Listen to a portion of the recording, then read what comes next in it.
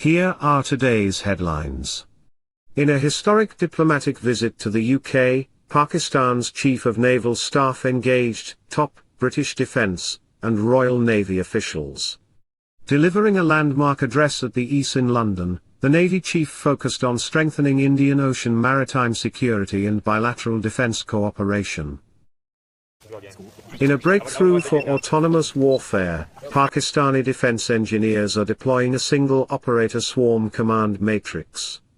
Capable of coordinating up to 500 tactical UAVs simultaneously, the system uses air-driven tasking to saturate adversary air defenses and conduct precision saturation strikes. Escalating maritime friction in the Red Sea is putting the Pakistan-Saudi defense framework to a live operational test. With commercial shipping routes under threat, the strategic alliance focuses on joint naval patrols and protecting vital regional sea lines of communication. The U.S. government has awarded Lockheed Martin a $35 billion multi-year contract to quadruple THAAD missile production. The 7-year procurement effort significantly accelerates upper-tier ballistic missile defense stockpiles for the U.S. and key global allies. In a significant diplomatic maneuver, Pakistan is exploring new channels to revive dialogue between the United States and Iran through strategic collaboration with Beijing. Building on its role in hosting past peace talks in Islamabad, Pakistani diplomats are working to leverage China's growing Middle Eastern influence to rebuild broken communication channels. The initiative aims to lower regional volatility, secure crucial maritime trade routes, and mitigate direct military escalation across the Gulf. By aligning with China's diplomatic reach, Pakistan positions itself as a central mediator, using multi-party diplomacy to stabilize the regional security architecture and prevent wider regional conflict. Following structural reforms introduced under the 27th Constitutional Amendment, Pakistan has formally established the National Strategic Command to consolidate oversight of its nuclear arsenal and strategic assets. Prime Minister Shehbaz Sharif has appointed newly promoted 4-star General Amar Raza as the inaugural commander of this high-level military body. Working alongside the Chief of Defense Forces, General Raza will directly manage operational readiness, command and control protocols, because of malfunctions, mishaps, false alarms and misunderstandings. This structural overhaul centralizes Pakistan's strategic decision-making, ensuring a unified and highly responsive command architecture for the nation's sovereign defense assets. Kuwait formally issued a decree law approving a landmark defense cooperation agreement with Pakistan, establishing a comprehensive security framework between the two nations.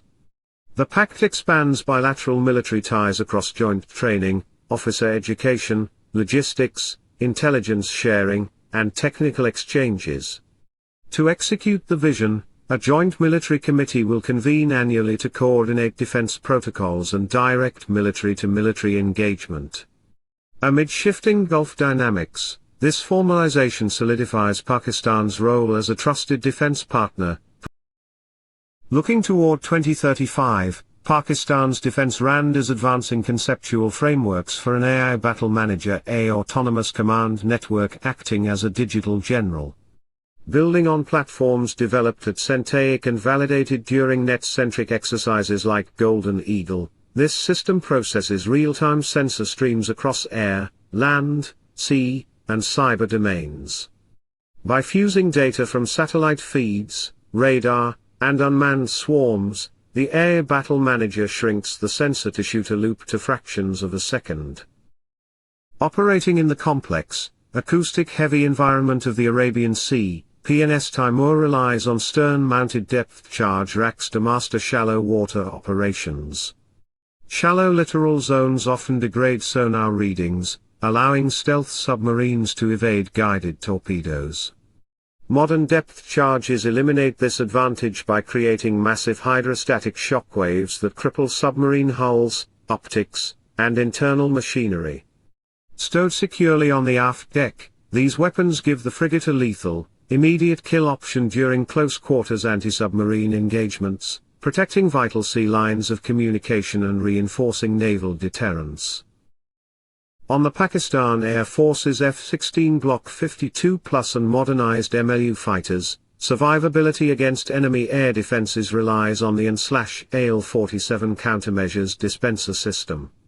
Mounted under the lower fuselage and wing roots, these dispensers hold interchangeable magazines carrying chaff bundles to blind radar-guided missiles and pyrotechnic flares to decoy heat-seeking threats. Linked directly to the jet's radar warning receiver and electronic warfare suite, the system dynamically calculates threat geometry, automatically selecting optimal burst sequences. This tailored payload configuration ensures PAF pilots maintain high survivability while executing high G-strike and air superiority missions in contested airspace. In the mid-course phase of ballistic flight, Pakistan's Ababeel relies on its post-boost vehicle, or MIRV bus to dispense multiple warheads across independent targets. Operating in exo-atmospheric space prior to re-entry, the bus uses precision thrusters to release 4 to 6 warheads along separate trajectories. Designed as a direct strategic warning to New Delhi, this rapid pre-entry separation technique is specifically engineered to saturate Indian S-400 and Phase 2 ballistic missile defense arrays. By multiplying incoming entry vehicles, the system ensures Pakistan's retaliatory strikes bypass regional air defenses. With an extended operational range of 180 kilometers, the C-802A serves as a core anti-ship cruise missile for the Pakistan Navy and Air Force. Powered by a high-efficiency turbojet engine, the subsonic missile navigates toward target zones using inertial guidance before engaging active radar homing in the terminal phase. Flying just meters above the wave tops to evade enemy radar, its ultra-low sea skimming altitude drastically cuts target reaction times.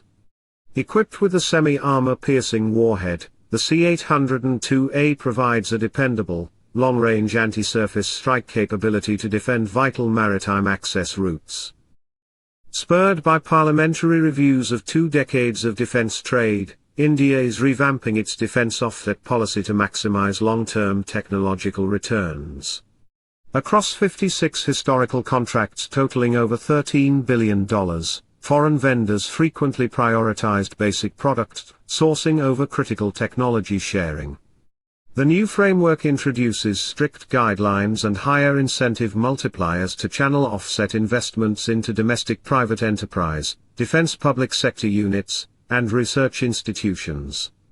By demanding high-end technology transfers for critical military systems, India is positioning its defense ecosystem to build sovereign, next-generation military hardware.